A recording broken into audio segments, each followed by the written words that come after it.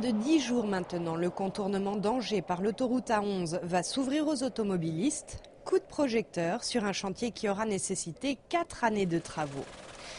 Vu du ciel, les éléments forts de l'autoroute sont mis en valeur. Il y a d'abord cet ouvrage d'art, un viaduc de 530 mètres, aux courbes très esthétiques et qui enjambe la Maine.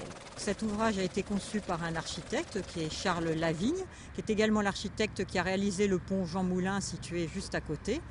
Et donc une attention particulière a été accordée aussi bien à la forme des piles qu'à la forme du tablier et à celle des écrans acoustiques transparents qui permettent de voir d'un côté la ville d'Angers et de l'autre côté l'île Saint-Aubin.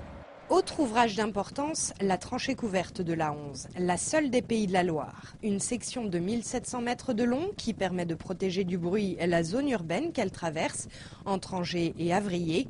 Elle répond aux réglementations françaises et européennes relatives à la sécurité des tunnels. Et donc dans cette tranchée couverte, il y a eu plus de 700 essais et tests faits sur les équipements et plus de 200 scénarios testés. Donc l'ensemble des scénarios, par exemple un incendie, une panne de véhicule, ont été testés dans le PCE situé à Saint-Jean-de-Lignières où il y aura une surveillance donc 24 heures sur 24, 7 jours sur 7 de l'ensemble du tracé.